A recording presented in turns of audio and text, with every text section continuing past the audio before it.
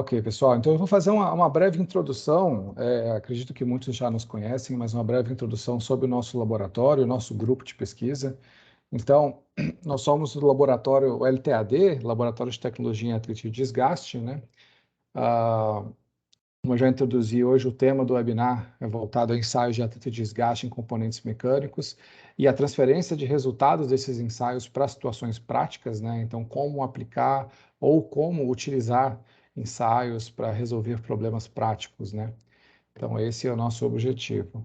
Mas falando um pouco do nosso grupo, o LTAD ele é credenciado dentro da unidade Embrapi, aqui da Universidade Federal de Uberlândia, e nós formamos esse grupo de pesquisa que chamamos de unidade Embrapi, né? Se puder passar o próximo slide. Passou? Ainda não. Está com um pouco de atraso. Passou agora. Ok? Sim. Então, esse nosso grupo, né, de pesquisa que chamamos de unidade Embrapi, que dentro da Universidade Federal de Uberlândia, a gente atua em pesquisa, desenvolvimento e inovação desde 92, uma estrutura aí de mais de 2.000 metros quadrados de laboratórios e escritórios. Trabalhamos hoje aí com um pouco mais de 150 colaboradores aqui na cidade de Uberlândia, e o nosso objetivo na atuação de pesquisa e desenvolvimento é trabalhar a inovação e desenvolvimento em parceria com empresas, né? Então, é sempre boa parte dos nossos projetos, eu diria que todo o nosso caminho hoje é guiado por demandas da indústria, né? Puder passar o próximo slide, Sinésio? Então, falando em números, né, dessa nossa unidade, nos últimos 5 anos aí nós trabalhamos mais de 20 projetos de P&D, todos em parcerias com empresas aí do setor industrial, diversas áreas. Também fazemos algumas prestações de serviço, então nos últimos 5 anos temos 90 prestações de serviços, ensaios, consultorias técnicas e também análises de falha, né? Trabalhando hoje nos últimos 5 anos com parcerias com mais de 50 empresas, e nisso que a gente tem focado nos últimos tempos. E nas nossas áreas, né, de atuação, se puder passar o próximo slide, Sinésio.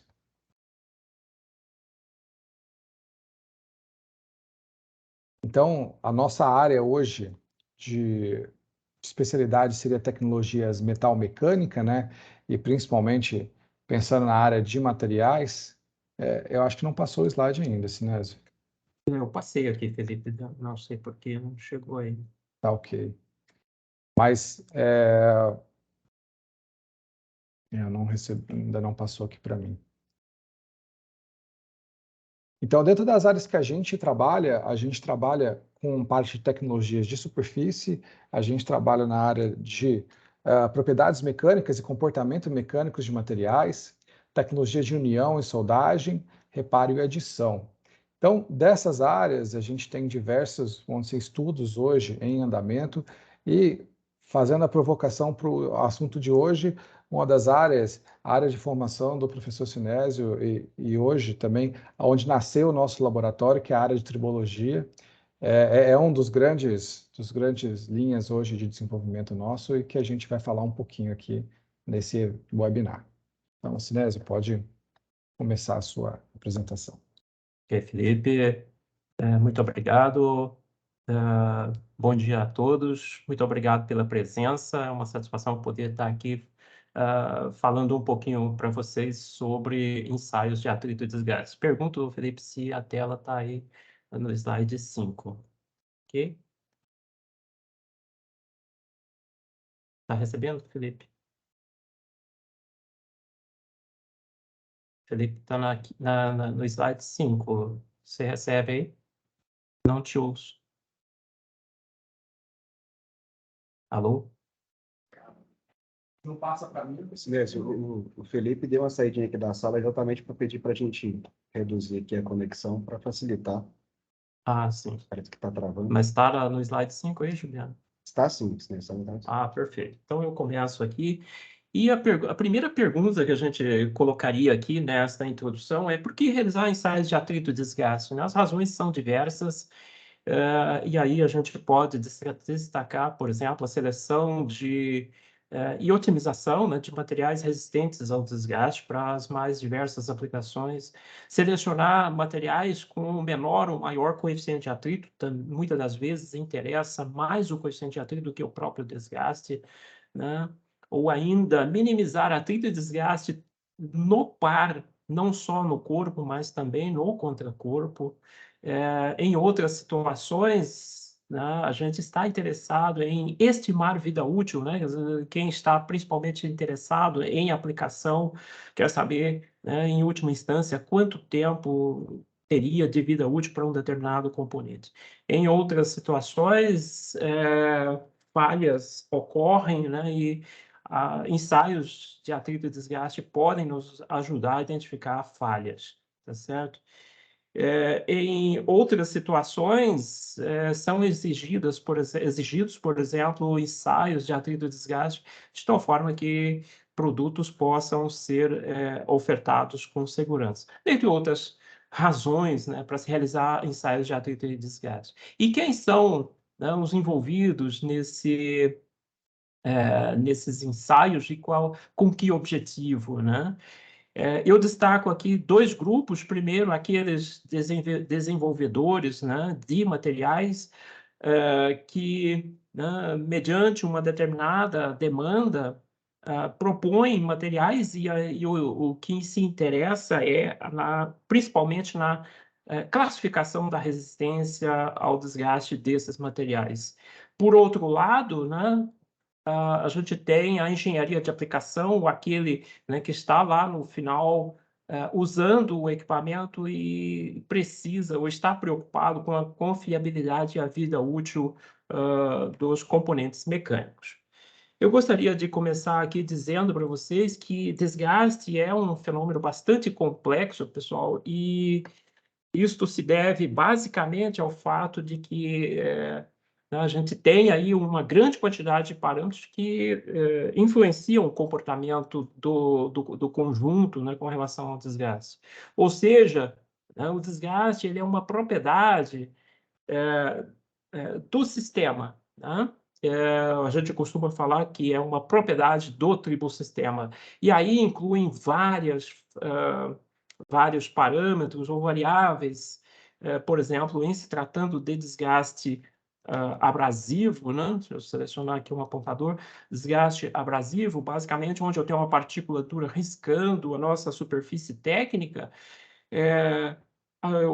eu identifico aqui várias variáveis, né, relacionadas às propriedades de aplicação, aqui transmissão de carga, tipo de movimento, lubrificação, temperatura, condições de operação do meu sistema, tipo de abrasivo e propriedades do material. Então, é um conjunto enorme, né, de propriedades, por isso a gente diz que desgaste é uma propriedade do tribossistema.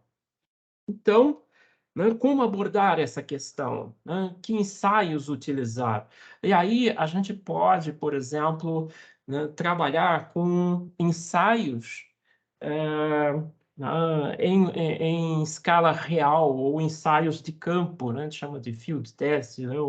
Onde a gente tem exatamente as condições de campo, por exemplo, aqui representando um carro, né? Se me interessa o desempenho de um determinado componente de um carro, eu coloco esse carro para rodar aí nas nossas estradas. Todavia, né, há uma série de características desses testes ou ensaios que podem me levar a uma redução ou uma restrição ou um melhor controle das variáveis associadas, caminhando aí para o que a gente chama de bench test, ou ainda isolando, né, componentes mecânicos em diferentes níveis até chegar uma situação modelo, onde eu, né, utilizo basicamente aqui uma superfície, um corpo e um contracorpo, né, aqui representado através de um ensaio conhecido aí no mundo da tribologia como pino sobre disco, tá certo? Então, vejam vocês, são diferentes escalas, e na medida que nós caminhamos aqui de baixo para cima, né, vejam os custos, ou melhor, olhando, né, aqui da direita, né, os ensaios primeiro, né, em escala real, ensaios de campo, vejam, esses, ou na medida que nós caminhamos para baixo, veja, o custo vai diminuindo, a duração, né, vai sendo reduzida também.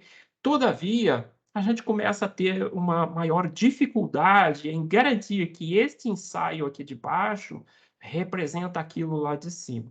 E vice-versa, né? Se eu passo aqui para o outro lado e vou de baixo para cima, eu ganho, né, eu vou ganhando em representatividade do ensaio, tá certo? Do meu teste, mas, por outro lado, né, esses ensaios começam a ficar cada vez mais custosos, né?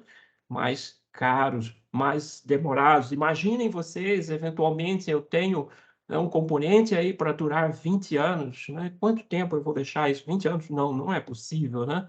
Um cilindro de laminação, quão caro é isso, né? Então, este é um ponto extremamente importante, né? Em que região aqui deste leque de opções nós vamos trabalhar ou realizar os nossos ensaios tribológicos. E com que parâmetros? Então, quais devem ser os parâmetros a serem considerados nesses ensaios de atrito e desgaste para que eu possa representar uma situação de campo, né? Extremamente recomendável é que nós consideremos as condições de contato, né, tipo de contato, movimento, né, se trata de um movimento alternado, né, unidirecional, né, com impacto, pressões de contato, agentes de desgaste, existência de lubrificante ou não, ambiente, né, temperatura, entre outros, tá certo? E para avaliar esse tribossistema, né, e definir esses parâmetros que nós acabamos de mencionar, é também extremamente interessante que, se disponível, que a gente faça uma análise de peças já utilizadas, a gente costuma chamar de, eventualmente, né, muita gente chama de cadáver ou resto, né? Então, em havendo a disponibilidade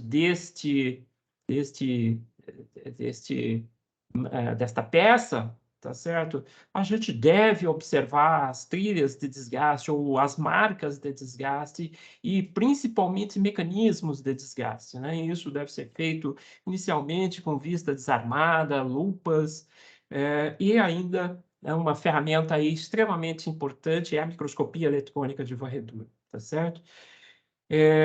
Outras coisas que podem e devem ser observadas são a presença de óxidos, deposições superficiais, mudanças na microestrutura desses componentes, tá certo? E os próprios fragmentos de desgaste, né? Que tamanho tem, né? Formato, composição química, tá certo?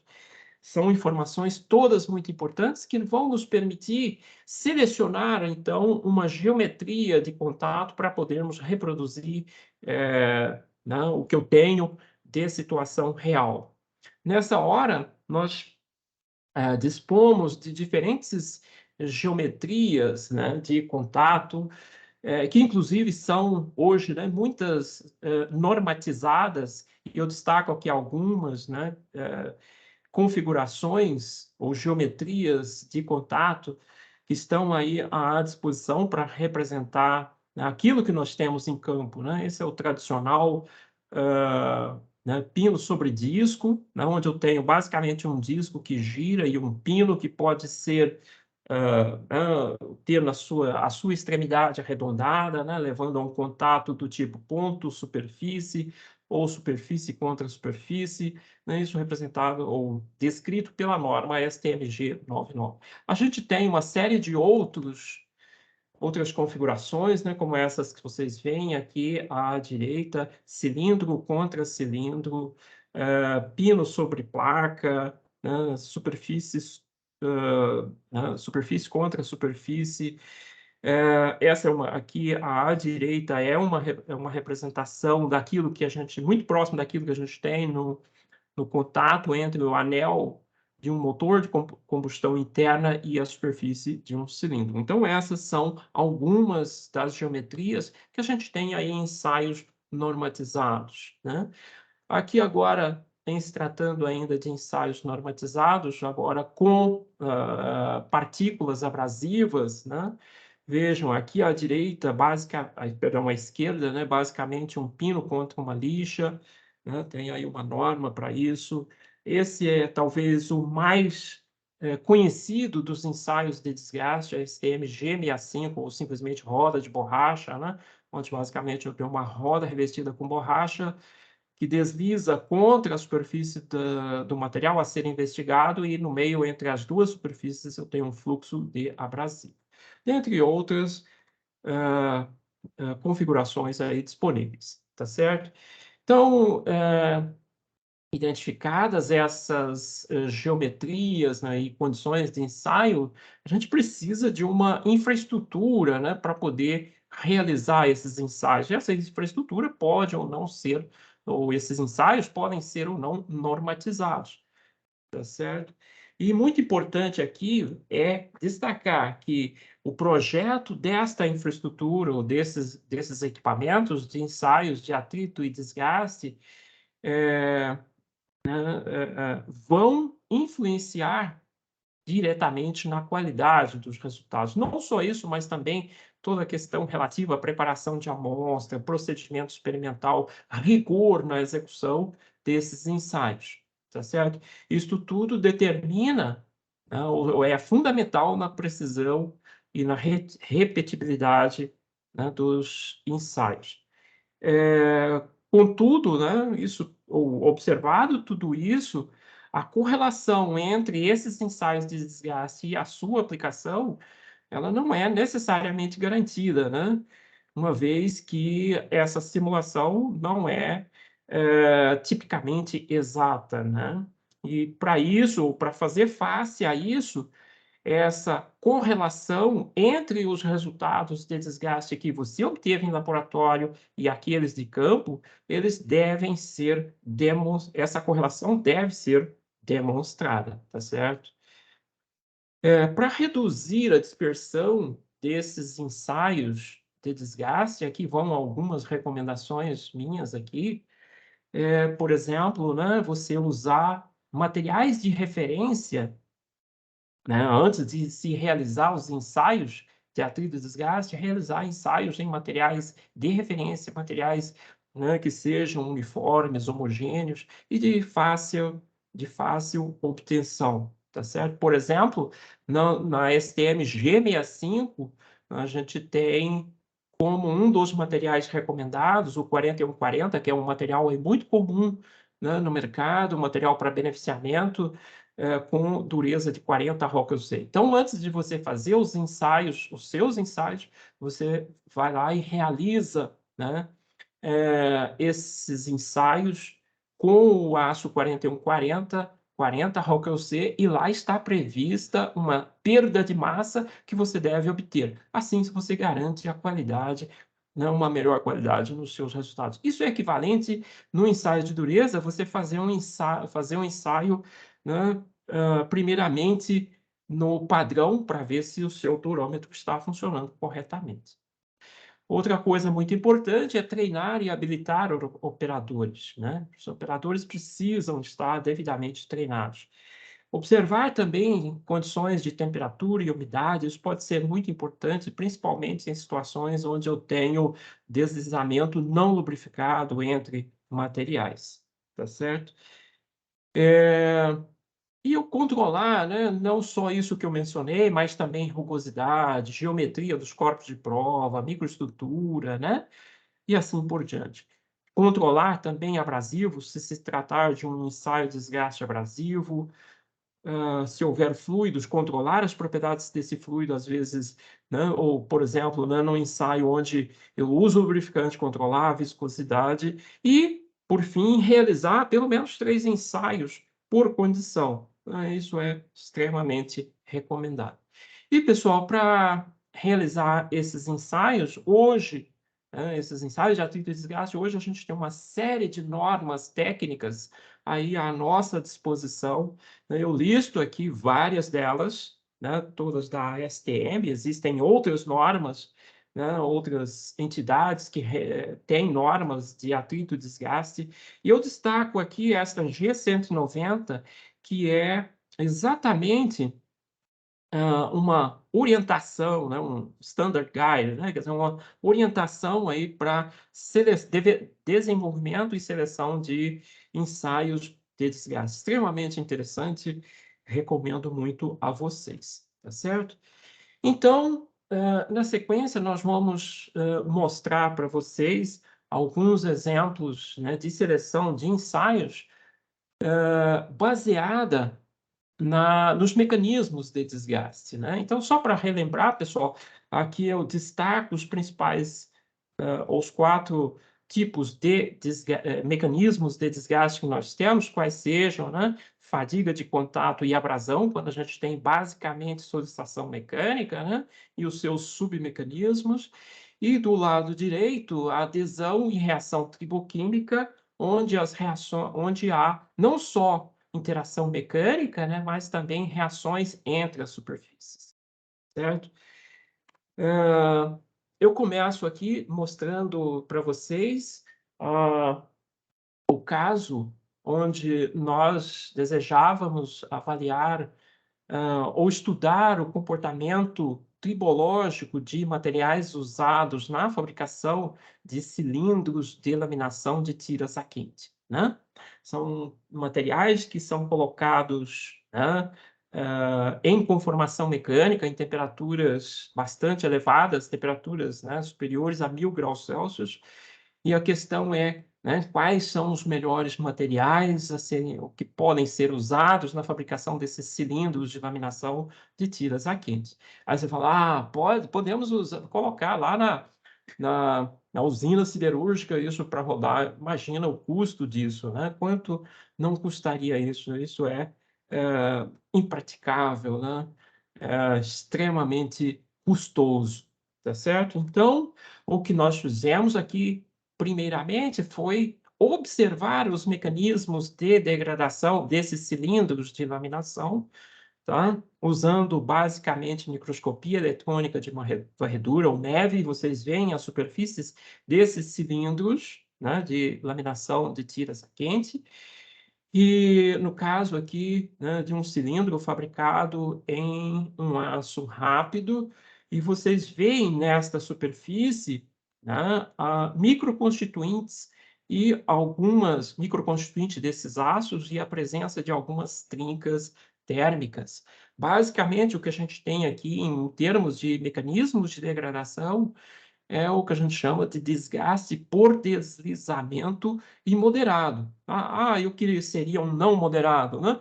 Basicamente, algo onde eu teria muita adesão, certo? Então, caracterizado o mecanismo de degradação, vale a gente identificar a questão, ou as temperaturas operacionais desses cilindros de laminação. Esse é um trabalho, né, desenvolvido ainda lá na década de 70, que mostra a temperatura, veja aqui uma representação esquemática, né, do tribossistema, os cilindros de laminação e uma tira em processo de laminação, e temperaturas, né, mensuradas nesses pontos em função do tempo. Vocês veem, né, temperaturas da ordem de até 500 graus Celsius. Isso nos indica a necessidade de ensaios a quente e temperaturas de até esta magnitude. Mas qual a configuração ou geometria do contato a ser usada, né? Nós não vamos fazer um ensaio de campo, né? Fazer um ensaio, colocar um cilindro de laminação para testar tudo isso, mas sim algo em laboratório. E isto deve representar a situação de campo. Este é o desafio, né? Então, pessoal, aqui do lado esquerdo, vocês veem a situação de campo, o material sendo reduzido na sua espessura e, inicialmente, nesse trecho aqui, né, não sei se conseguem ver aí o meu cursor, o meu apontador, veja, à esquerda desta linha, eu tenho uma velocidade a velocidade superficial do cilindro ela é maior do que a velocidade, né, da chapa, né? E esse material, com a redução da espessura, aumenta a sua velocidade, e no trecho aqui representado por 2, a velocidade, né, a velocidade do material, da chapa, ela passa a ser maior do que a velocidade do meu cilindro. Ou seja, eu tenho aí uma inversão ou reversão. Ora, né, o material da chapa desliza num sentido, ora desliza no outro em relação à superfície do cilindro. Ou seja, né, por conta disso, nós optamos por fazer em laboratório uma simulação onde, né, basicamente, nós tínhamos uma esfera ou um pino deslizando em relação a uma chapa com movimento alternado. Tá certo? Por quê? Porque do outro lado, lá na situação prática, eu tenho essa reversão do movimento. E aqui foram utilizadas diferentes esferas ou pinos, no caso esferas, né? Em aço 52-100, metal duro e nitreto de silício. E aqui estão temperaturas, né, que foram utilizadas, ambiente 400, 500 e 600, pelas razões que eu já citei. Foram trabalhadas também, né, chapas pré-oxidadas em diferentes temperaturas, né? Aqui estão mais alguns detalhes dos ensaios que nós realizamos. Aqui estão as microestruturas dos materiais ensaiados, né? À esquerda aqui, o aço rápido, composição aqui abaixo, ou ferro fundido, né? Branco de alto cromo, 2 materiais testados e usados, né, na fabricação de cilindros de laminação de tiras saquetes. E em diversas condições de ensaios, né, observando as superfícies após os ensaios, vocês veem aqui à esquerda mecanismos que não correspondem àquilo que a gente viu no campo, tá certo? Enquanto que à direita nós temos essas condições, né? Vocês veem aqui na letra A claramente um deslizamento com desgaste moderado e a microestrutura aí aparente, exatamente como aquilo que a gente tinha observado lá no na amostra do cilindro proveniente lá da usina, tá certo?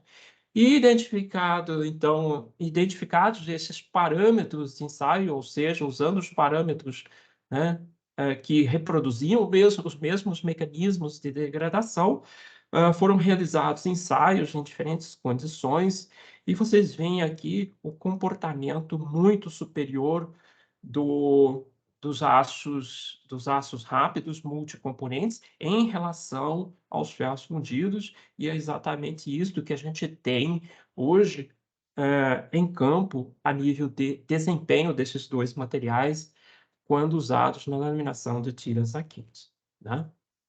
Um outro exemplo, pessoal, beber uma água aqui. Um outro exemplo vem da área de óleo e gás. Aqui uma representação esquemática, né, de uma plataforma, a lâmina d'água, que tipicamente isso é feito em águas profundas, né? Plataformas semi-submersíveis, ancoradas, e aqui dutos que ligam, né, a plataforma aos poços de petróleo, né? Um dos dutos muito usados são dutos flexíveis, por isso eu falo aqui em risers flexíveis, né? E vejam, as correntes marinhas movimentam esses dutos ou risers, né? Movimentam né, por conta de marés, correntes marinhas, e quando chega lá no leito marinho, o deslizamento desses dutos, né, em relação ao leito marinho acaba gerando uma série de problemas, né, de degradação desses risers. E aqui nesta figura vocês veem verdadeiras trincheiras que são cavadas por conta dessa movimentação. Vejam, este aqui é o riser, estão vendo aqui, ó, acompanhando o meu cursor, tá? Aqui a superfície, ou leito marinho, e aqui uma trincheira. E no deslizamento desses dutos, né, em relação ao leito marinho, a superfície pode ser fortemente degradada e inviabilizando a utilização desses dutos. Para isso, esses dutos são, então, protegidos hoje com calhas bipartidas de poliuretano. Mas que poliuretano utilizar, né? Muita coisas no começo, né, há umas 2 décadas atrás, quando começamos fazendo isso, a gente viu que determinados poliuretanos não se aplicavam e outros funcionavam bem. E analisando um desses cadáveres, ou uma dessas amostras retiradas lá do campo, após 44 meses, a gente viu que o principal mecanismo de degradação aqui era riscamento com pequenas trincas, como vocês veem aqui. Então, o que se fez aí foi buscar uma configuração de ensaio que reproduzia, né, aqueles mecanismos de desgaste lá de campo, tá certo? Foi desenvolvida a infraestrutura, tá, para reproduzir esses mecanismos e novos materiais foram ensaiados. Aqui vocês têm, né, uma ideia do caminho, né, que nós seguimos, né? Então, identificados os mecanismos, ensaios laboratoriais, reproduzimos os mecanismos e daí chegamos numa configuração de ensaio, onde nós podíamos, ao final, avaliar o desempenho dos diferentes materiais em função de perdas de massa e de espessura. E aqui vocês veem o comportamento de diferentes poliuretanos, né, que foram avaliados nesse trabalho, e materiais extremamente ruins, né, como este aqui, número 9, né, que eu tenho perda de massa por ciclo de deslizamento, quando que tem o número 8 aqui e alguns outros extremamente resistentes e que são preferidos, né? Um outro exemplo aqui da área de óleo e gás é o deslizamento desses mesmos dutos flexíveis em relação a estruturas, né, das plataformas, tá certo? Que vocês veem aqui embaixo. A lâmina d'água aqui em cima, né, uns 20 metros, 25 metros para baixo, aí esses dutos flexíveis deslizam em relação à estrutura da plataforma, levando à degradação dessa camada de polímero aqui, ó, tá? E caso isso ocorra, a linha tem que ser interrompida e substituída, tá certo? Algo extremamente custoso, né? Muito caro, tá? Vocês veem aqui um exemplo desta degradação e a questão é, né, que materiais eu vou colocar, então, para trabalhar contra esta superfície, contra esta poliamida, né?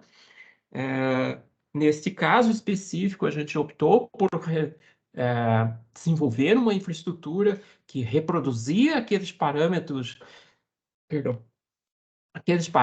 operacionais em laboratório, mas numa escala intermediária, a gente chama mid-scale, né, onde a gente consegue aplicar forças de até 100 toneladas. Né? Aqui, esse é um segmento, um pedaço do duto, e aqui na horizontal, forças de até 100 toneladas, ou seja, se aproximando muito daquilo que a gente tem em campo. Né? E aí, né, eu mostro aqui para vocês um desses resultados, né, onde eu tenho aqui o tempo em horas, o coeficiente de evolução do coeficiente de atrito, né, vocês veem valores aí um pouco maiores que 0,1, a evolução disso, né, e perdas de espessura de polímeros que protegem esses dutos flexíveis, inclusive, né, a partir daí a gente pode estimar vida para esses componentes. É uma informação extremamente valiosa, mas aqui, cara, né? Porque é uma infraestrutura que não é barata, né? Então, pessoal, para finalizar aqui, espero ter dado aí uma breve ideia para vocês do que a gente deve considerar, né, na hora de se avaliar o desempenho ou de se realizar ensaios de atrito e desgaste, como proceder, e o que eu posso fazer com esses resultados, tá certo? Eu gostaria de destacar aqui, para finalizar, que, né, vejam, atrito e desgaste são fortemente influenciados pelo sistema, né? Ou seja, trata-se de uma propriedade do sistema, tudo ali conta, tá? E nessa hora, tá? Muito importante a gente considerar materiais envolvidos, corpo contra corpo, geometria de contato, posição espacial, né? Nem falei, mas se trata de algo que está na vertical, na horizontal, inclinado, pressão nominal, velocidades relativas, elementos que estão na interface entre as duas superfícies, né? Temperatura, etc. E se vocês tiverem uma amostra do componente de campo, né? Isso é extremamente valioso para que a gente possa identificar mecanismos de degradação e, assim, tentar replicar isso em laboratório, tá? E mesmo que a gente tenha esses mecanismos de desgaste, né, observados lá no campo, aqui no laboratório, é interessante se ter a correlação, ou a correlação entre os resultados de campo de laboratório deve ser demonstrada, ou isso deve ser confrontado, tá certo? Era isso, eu agradeço aí, passo a palavra para o Felipe. Obrigado, Sinés. Foi, acho que uma apresentação muito boa. Então, deixa eu só fazer aqui uma breve finalização. Como a gente comentou no começo, o nosso grupo trabalha buscando, né, e sempre trazendo esses projetos, como os exemplos que o professor Sinésio trouxe, em parceria com demandas da indústria, né? Então, a gente trabalha hoje com dois modelos de parcerias. São prestações de serviço, são demandas aí de curto prazo, ensaios rápidos, por exemplo, uma coisa que a gente faz muito no nosso laboratório, ensaios aí de desgaste para qualificação de materiais. Um parceiro nosso quer testar 2, 3 tipos de material no roda de borracha, por exemplo, STM G65, a gente trabalha bastante, mas o que nós buscamos, nosso objetivo maior, que é o desenvolvimento, são esses projetos de P&D, quando são demandas já maiores, onde se necessita de um estudo mais aprofundado, um desenvolvimento bem mais aprofundado, e a gente busca, sim, essa parceria em projetos de P&D com as empresas. E nessa parceria a gente traz aí o apoio da Embrapi. Se nós puder passar o próximo slide, mas a Embrapi, que é sigla de Empresa de Pesquisa e Inovação Industrial, ela é um órgão governamental que fomenta esses projetos de P&D na parceria entre as ECTs, as universidades, com as empresas. E nesse incentivo, diferente hoje de como funciona aí projetos, por exemplo, FINEP, CNPq, é um incentivo muito desburocratizado, onde que a Embrapi ela nos credenciou como unidade exatamente para nos fornecer esse recurso, e isso ela faz um co-investimento dos custos do projeto, né? E é um sistema que não precisa de edital, não precisa aí de você passar por uma aprovação, uma negociação apenas entre nós da universidade e a empresa sobre um escopo bem definido de um caminho de desenvolvimento, já traz aí, a gente já fecha um projeto apenas com esse acordo. Eu acho que os slides travaram para mim, Sinésio, mas é só esse recado que eu queria passar. Então, se vocês tiverem interesse nesse tema ou outros temas que a gente trabalha, de ter uma demanda, uma parceria, a gente fica aí à disposição. E eu queria abrir agora uma sessão de perguntas. Então, quem tiver interesse, pode... Darlan, eu vou fazer o seguinte, se quiser falar pelo chat, pode passar. Mandou aqui pelo chat.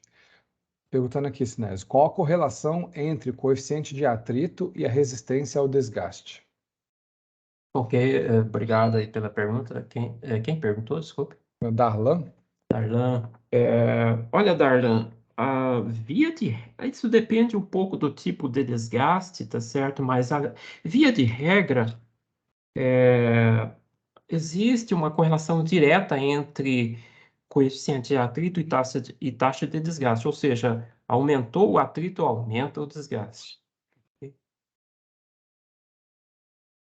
Se vocês quiserem também levantar a mão, eu posso abrir o microfone de vocês também.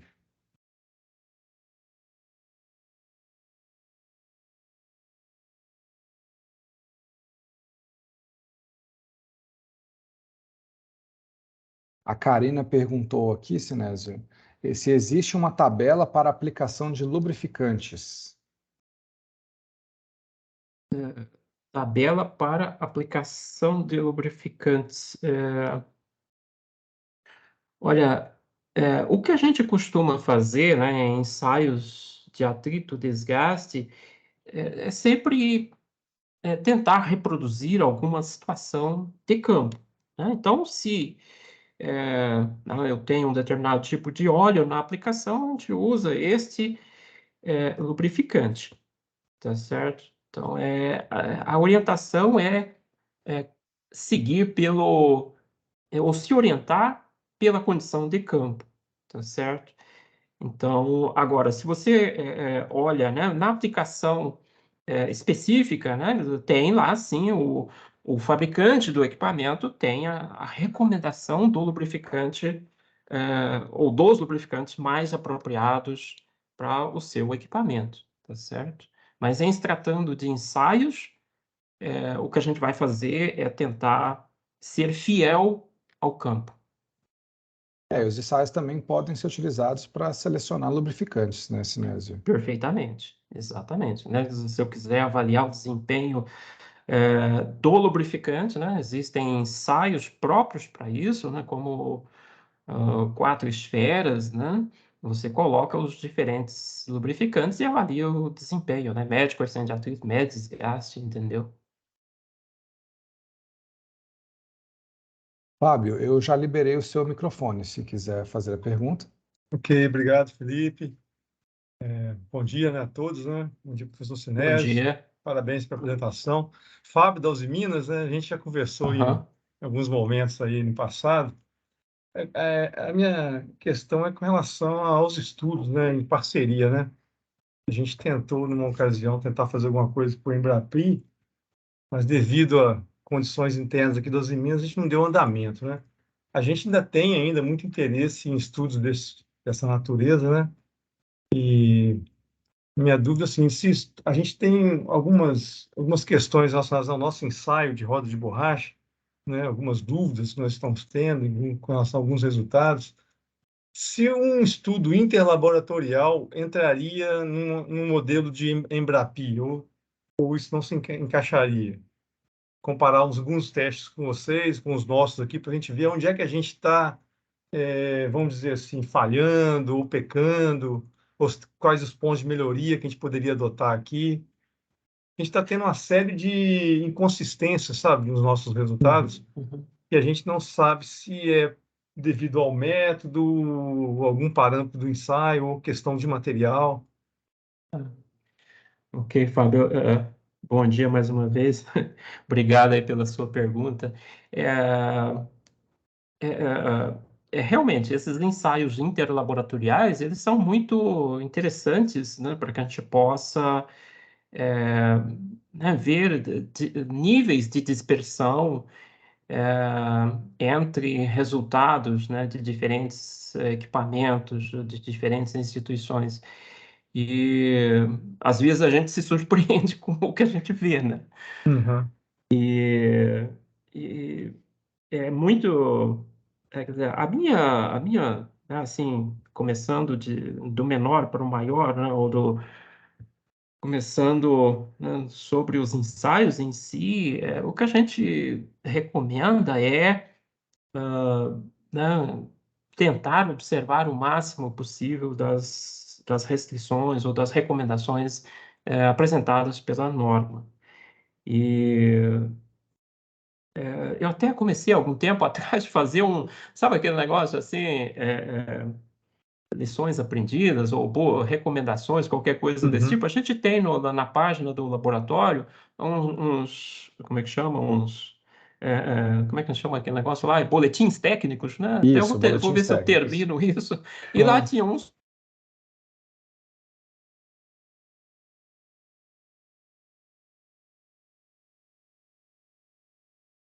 questão, né, se caberia dentro num projeto Embrapi, aí eu não sei, talvez o Felipe possa dizer melhor. Fábio, eu acho que a gente podia, assim, depois a gente pode discutir com calma como viabilizar essa parceria, mas como o professor Sinésio comentou, existe, na verdade, uma série de boas práticas, né, que a gente executa para conseguir ter boa consistência nos resultados, né? Então, talvez a gente pode, de uma certa maneira, aí, auxiliar vocês. Não sei se via Embrapa, a gente pode até discutir um pouco, talvez de bate-pronto aqui, eu não consigo pensar, mas a gente consegue sim imaginar. Ok, ok. Obrigado. A gente vai Ah, tentar ah, formular alguma coisa assim que a gente tem interesse, aí tentar manter contato com vocês para ver se a gente consegue viabilizar isso. O Fabrício também mandou uma mensagem aqui no chat, não sei se ele também é O do seu Fabrício time aí, trabalha com a gente Fábio. lá na Uzi Minas também. Uhum. Então, ele falou aqui que no ensaio de desgaste abrasivo por roda de borracha, não estamos em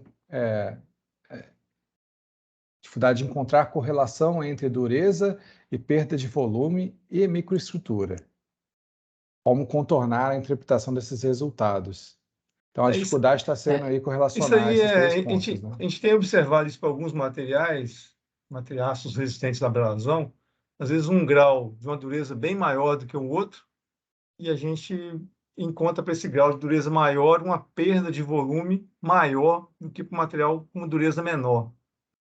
E a gente não está encontrando assim, nenhuma característica microestrutural que está indicando, né, qual é a razão desse comportamento. E a nossa dúvida é se o ensaio, né, pode estar afetando isso. Porque uma coisa que a gente Veja, encontrou lá, só complementando, eu não sei se vocês também observam isso aí, é uma incrustação muito grande de abrasivo na entrada da pista de desgaste. ah, veja, Fábio e o... Desculpe, eu esqueci o nome Fabrício. do Fabrício, né? É, para a gente entender o que está acontecendo, e isto o que você acabou de relatar é típico de ensaios de atrito e desgaste, é necessário que a gente investigue o que está efetivamente acontecendo, entendeu? Mas, quando você fala, aumentei a dureza e o material piorou, porque o desempenho ele depende não só de resistência mecânica, mas ele depende também, por exemplo, de tenacidade à fratura dos microconstituintes, tá certo? Então, o que precisaria ser feito é uma avaliação dos mecanismos de degradação, correlacionando isso com os microconstituintes que você tem no seu material, entendeu? A minha resposta aqui rápida, assim, seria nesse sentido, Fábio e Sim, Fabrício. sim, a gente tem buscado ir nesse caminho mesmo. Mas realmente a gente está precisando de auxílio, né? De alguém mais Ah, especializado nisso aí para ajudar a é, gente nisso. ah, o que eu poderia dizer é que quando você pega, por exemplo, né, constituintes, né, à base de martensita, a hora que você coloca um pouco de austenita retida, né, isso já começa a fazer diferença, entendeu? Sim, Outra coisa extremamente importante, né, o que pode trazer grandes mudanças é a mudança desta matriz, né, de martensita para algum constituinte bainítico, por exemplo, isso pode trazer resultados bastante diferentes, entendeu? entendi. Obrigado. E se tiver alguma coisa que a gente puder ajudar, né, seja no escopo de projetos, qualquer coisa assim, estamos à disposição. Ok, obrigado. Vamos tentar realmente fazer alguma coisa juntos aí. Obrigado. Teve uma pergunta da Karina, na verdade, que eu acabei deixando para trás, me desculpa, mas ela perguntou aqui, Sinésio, quais Aham. tecnologias vocês utilizam para a caracterização dos resíduos, que deve ser o debris, né? Exatamente, né? O que nós temos aqui de fácil utilização e que traz informações importantes, veja, eu recomendaria primeiro você né, fazer uma avaliação visual mesmo desses fragmentos ou debris, tá?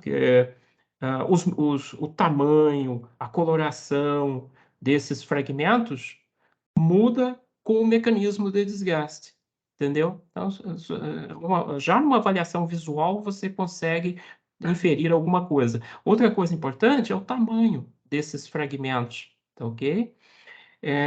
Outra coisa, agora já partindo para técnicas laboratoriais, a minha recomendação é você, né, fazer microscopia eletrônica de varredura, né, medir né, composição química, presença de oxigênio e mesmo difração de raio-x. Pega esse pozinho, coloca numa lâmina, né, com bálsamo Canadá, qualquer coisa desse tipo, né? E faz um ensaio de fração de raio-x, e aí você já vai identificar o que tem lá dentro.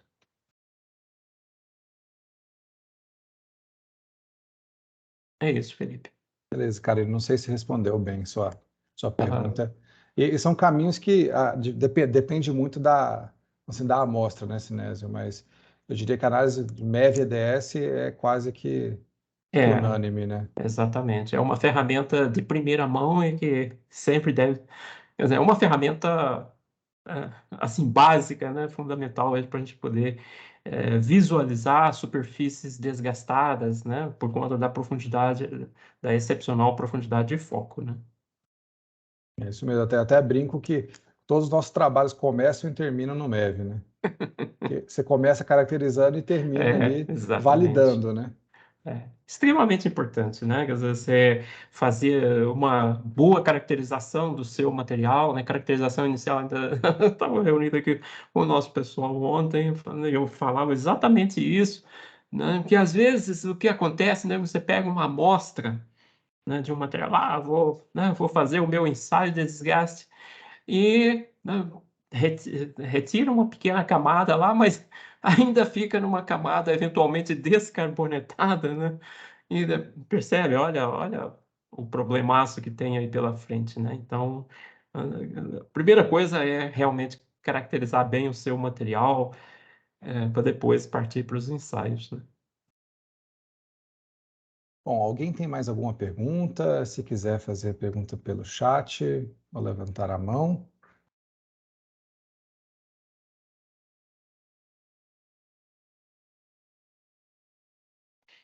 Bom, bom, se ninguém tiver mais nenhuma pergunta, nós também enviaremos para vocês tanto o link aí com o vídeo gravado no YouTube. Eu vou interromper aqui a gravação. E também vai ter nossos contatos depois, se vocês tiverem